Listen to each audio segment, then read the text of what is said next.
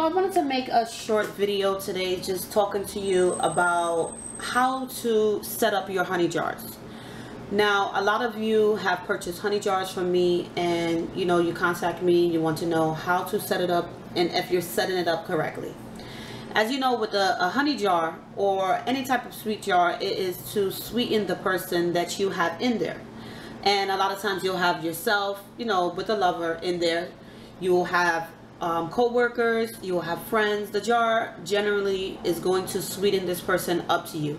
And with the honey jar, I do not throw away any of my honey jars. It's like an ongoing spell. Once you start it, you keep it. You can work it every now and then. You can continuously work it. It all depends on you. And because honey moves so slow, you want to start off working with it almost every day. Sometimes you want to work it 3 times a day. Depending on how much time you have available to put into your work, that's what you want to put into this jar. Now, I have done honey jars. I have done sugar jars. I have also done jars with syrup. I do not like using syrup because to me, I don't find syrup to be that sweet. So I really do not like using syrup for jars, but some clients, they want it, and I will make a jar for them with their favorite syrups, as well as syrups that their husbands or boyfriends, girlfriends, wives like, and I will fix it up really well for them with the herbs combined in there, as well as everything else that I do and I put into this jar. I fix it up, I give it to them. Now, what I also do is I have prepared jars with honey, syrup, and with jam. And I use all different types of variety of jams, different types of sweet jams that they like, and to get it with a good consistency, because jam is really thick, so that trying to move something it won't go too far. So mixing it is what you want to do. If you're going to make a jar and you're going to put some jelly and jam and stuff, you want to mix it up together with the honey, with the jelly, with the syrup, everything mixed up together really well. And sometimes I use honeycomb. I have the comb from the honey. I have a friend, sometimes she comes over and she brings me a lot of honey that she has. I do purchase my honey from a supermarket, and the honey sometimes that they have in the supermarkets I don't like. I do taste them. I won't like the way they taste. They don't seem that sweet, or they seem kind of cheap. So sometimes I find myself buying really expensive honeys. And I buy expensive honeys to for the clients, to make sure that they have really good jars, and what's in them is gonna give them good results. Now, it all depends on what you want to use, because even if you use $1 honey, I don't think that that's gonna make or break your honey jar. If it tastes good and it's sweet enough for you, you can use it. So a lot of you email me asking me, should I use this one? Why not? Why not give it a try, see how it works. If it tastes sweet to you, that's the most important thing, the sweetness that it has in it. That's why I don't use syrup, because I don't really like syrup anyway. So me putting them in the jars, I don't like them. But if a client has a particular syrup that they like, I will find it, and or I will use the honey that my friend brings to me from her bees that she has. And I use comb as well. It's hard to find like real honeycomb, so when I get it from her, I know it's 100%. So when you set up your honey jar, this is how I have this jar. This is just for to show you guys. I won't suggest putting all these herbs, because when this candle burns down, there's gonna be just a bit of the wick left, and that's gonna burn. So this is just for for you guys to see how I would set it up. But I would not put a lot of herbs onto the top of the jar. Now, what I would do is surround it with a lot of, fresh flowers, roses, and herbs placed around it, depending on what type of jar it's for. If it's money, you're going to have money herbs. If it's a jar for steady work, you're going to have herbs that would help for steady work, gravel roots, iris moss. And if you're doing something as a jar to sweeten and control someone, I would use sugar for that. But I have made jars for clients that said they want the honey and they want a controlling jar, basically a essence jar to control this person, a essence bend over jar to control this person but keep them sweet at the same time. Now, what I would do is place, things such as licorice root and calamus around and inside of the petition paper to sweeten. So what I really like to do though, when I make a jar to control someone, I like to use it in the sugar jar more than the, you know, than using the honey. But some clients, they request it. So as I'm showing you, you're going to take the candle, you light it Mondays, Wednesdays, and Fridays. And what you're going to do, just, you don't need a lot of oil, just a small dab. And you're going to, because you're bringing this love to you, you're going to start from the bottom and you're going to bring it all the way up. So keep bringing it up, state your intentions. And if you're confused as to if you're making your own honey jar and you know what kind of paper to use, you can use, I'm going to show you a quick petition on what to use inside of the jar, because some people, they're not too sure what to use and how to do it. So you can use brown or white paper. So if you want him to, basically you're going to write his name. You can write his name 3 times. I do it sometimes 7. So his name will go across straight like this. Then what you can do is write your name straight across, and it'll look like a tic-tac-toe pattern, just like that. So his name will be this way. You'll turn it and you're gonna put your name on top. You want to be on top of him, okay? You want to basically give the sweetness that you want from him, from this honey jar. You want to be on top of things. Put your name on top of him. He's underneath you. And then depending on what it is that you want, some people, what they do is they will write "love me" over and over without lifting the pen, turning the paper over, all the way around. Love me, favor me, kiss me, lust for me, want me, need me, call me. Everything that you want, you're going to write it around in a circle around your names. That's one way that you can do a petition paper. Now you can use brown, you can use white, and I showed you the kind of papers that I used before, you know, that you can use for the brown paper that I use. You can use the store brand one. You can even use the brown paper bags that they have like from Whole Foods, which is much thicker and is really good and great to wrap everything in if you're adding some herbs in and you're putting it inside of the honey jar. Now another way that you can do it is you can just start off writing "love me," and you don't have to put when you're doing a petition paper, you don't have to put "for John Doe to love such and such, Mary Moore." You can, to love me. This jar, you're making the jar. You know the intent, the spirit world, the hoodoo world, the pagan world, the Wiccan world, the voodoo world. It all knows your intent is going into this. This is your work. So you can write "for John Doe to love me, to stay with me, to favor me. I want more hugs and kisses. I want the sweetness that this honey has all over me, from John Doe." You can write that out. Then what you can do is, after you've written that whole petition, you can write your name across the whole thing.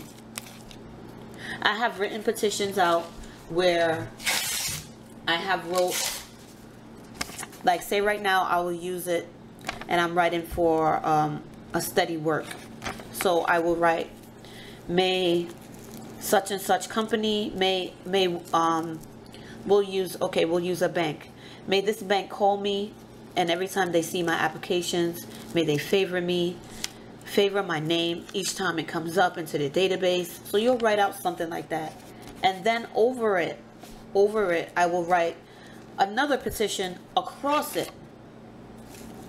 "May I receive steady income. May I receive steady work. May I have steady pay. May this bank call me. May I be an employee of this bank. May this bank call me by this date." So I will write again over it. So that's another way that you can do it. Because when you do the honey jars, you're going to, most of the time what I do is I put some herbs inside of here. If I don't put them in my jar, I put them in here and I fold it to me. I fold it to me, and then I'll probably get the edges because there's herbs in there, folding them to me as well. And I will wrap it. I will wrap it, and sometimes I will take some cinnamon. You break it apart and you wrap the cinnamon either here like this, small, it has to be small pieces because it has to fit in there, or what you can do is wrap it and you want to try to fold it on top of it and then bring it around. So a lot of times when I have my herbs, I get them up, I put them in the motor, and I get them up as fine as possible to get them into the paper. And also you want to have some hair, your hair, his fingernails. So if you're working a jar and you don't have anything personal, when you get that stuff, put it right in there. You can start a jar without the hair, without the fingernails. Yes, that's possible to do. And you can word it how you want it. There's no specific way to word out your petition. You know, you don't have to do it how other people do theirs. I'm just showing you an example of how I do mine. Now, if I was doing a petition for a candle, say right now I'm doing this candle right here.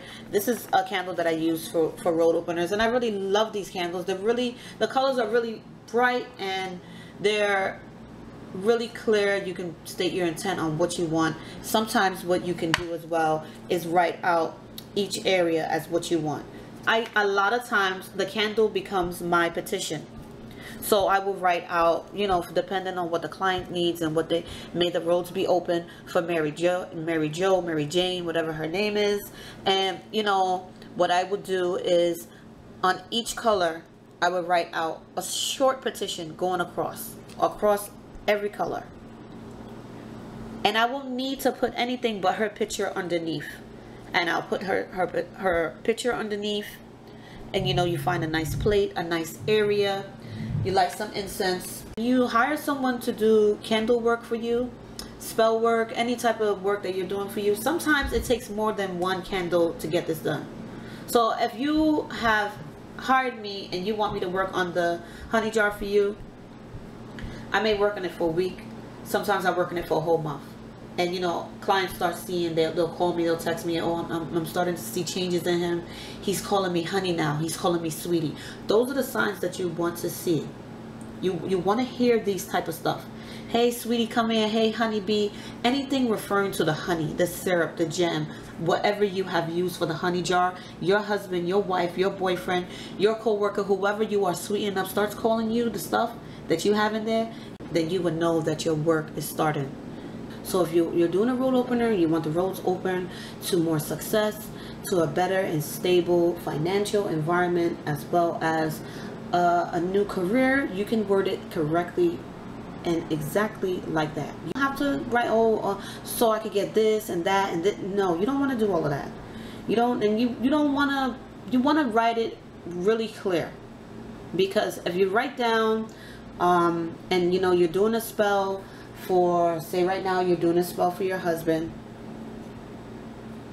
and you want to obtain a ring from him, and underneath the petition, you know, you write down, oh, for him to give me a ring, just like that.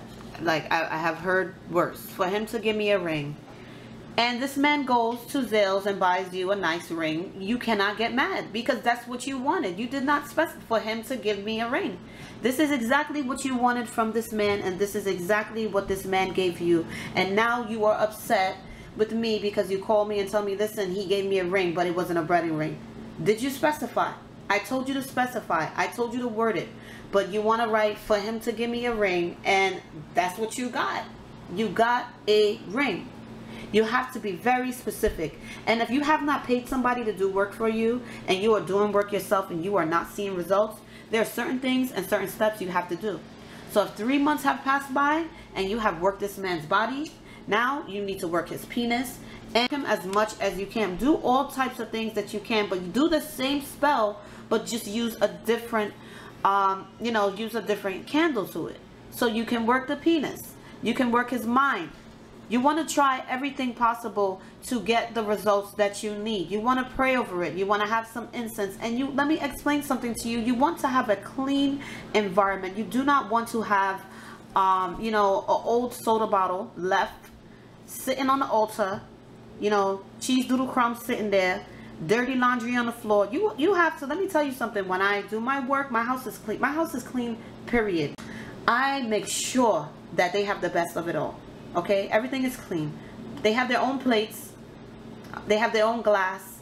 They have everything of their own. Okay, I do not use the plate that I would eat some oxtails on. Oh, protect me, Saint Michael, and just leave him there unattended.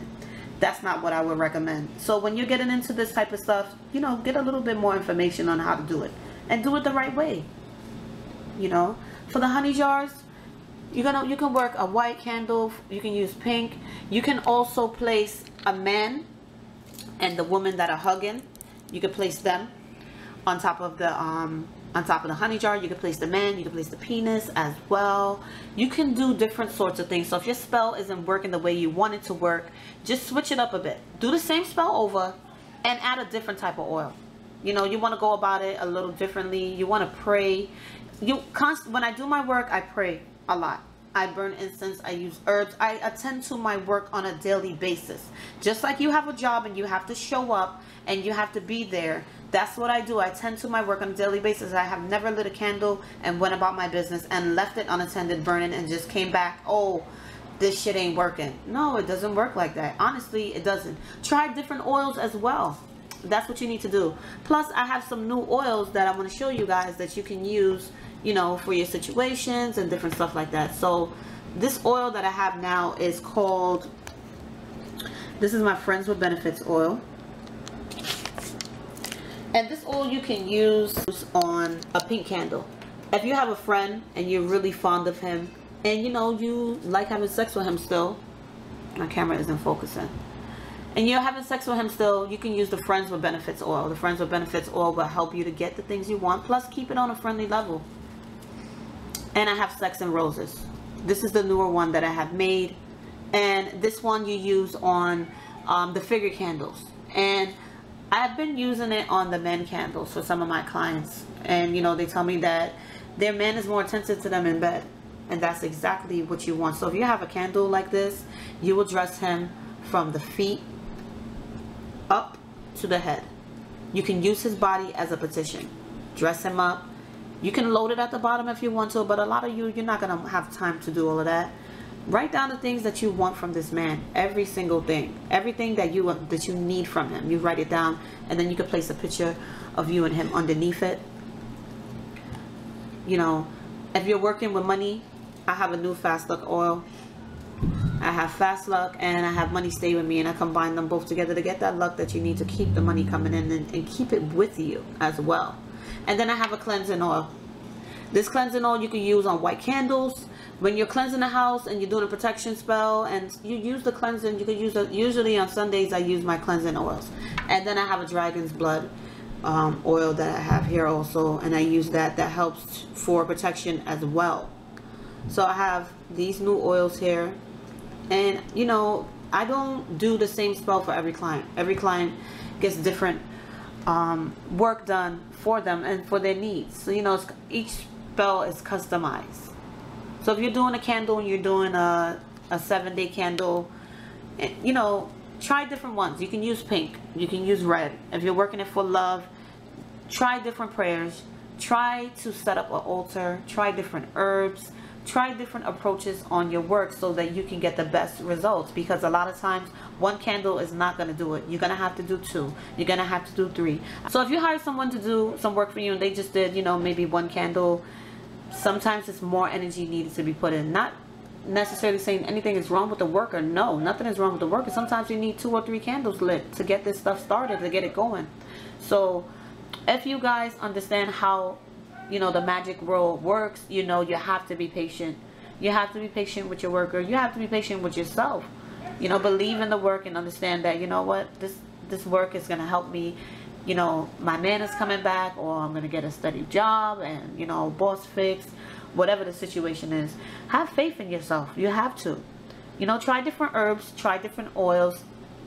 Do not jump around from worker to worker. Try to stay with one person. You want to see how things are going. So a lot of times I know people, they get work done from one person. Oh, it's not working. Or this and that. You know, you want to stay with one person, you know. Try to be stable in certain areas of your life as well. Because if you want to, you know, gain a stable and steady relationship, try to do that for yourself as well too. You know, you can't expect somebody to do something for you that you do not even do for yourself. Sometimes you light a candle, you do a spell, you do honey jars, and sometimes things are just not meant to be, and this person doesn't want to be with you. They don't love you no more. They want to be with their family. And sometimes there's nothing that a root worker to do. So if you're running around to 4, 5, 6, 7 different root workers trying to bring back a lover, you know, it's time to move on. And it's time to do a cut and clear. Take a bath, cleanse yourself, do a walnut bath, and you have to forgive yourself for putting yourself through all this hurt, because that's what you're doing at the end of the day. Sometimes certain people are not worth it to hurt yourself. Sometimes staying at a job that's not pushing you anywhere, and sometimes it's best to leave. Sometimes certain friends, they're just not friends anymore. So you have to sometimes say, you know what, this has nothing to do with magic. I just need to, you know, be me, and I need to try to figure out what I need to figure out, you know, and you need to go free. Be free and find yourself. Magic is not for everyone. Magic does not solve all problems. It helps a lot, of course it does. But if you're relying on magic for everything, then you have to step back a little bit. Because then you're going to get upset when things don't work. And then you're going to get upset when, you know, your root worker can't answer the phone. She doesn't email you. He doesn't text you back or email you. You get upset. You take it out on people that have nothing to do with you not being able to see for yourself that this person does not want to be with you. Your boss does not like you. He will not give you a raise. Okay, your friends are talking behind your back. They're the ones spreading the gossip. They're the ones doing the work on you. They're the ones throwing all the negative juju, the bad luck. They're sending all the evil to you, making sure you have no money. A lot of people, they don't realize that those people that they have the closest to them are the ones that are throwing it out there to them. So I know I said I wanted to make a short video, but it was just a lot that needed to be said. You know, I covered you know, the honey jars and a few petitions and how you can do it, candles, burning incense, you know, the different types of images you can use, but working with the same spell. So I hope this video is very informative to you guys, and as always, like, subscribe, and stay blessed.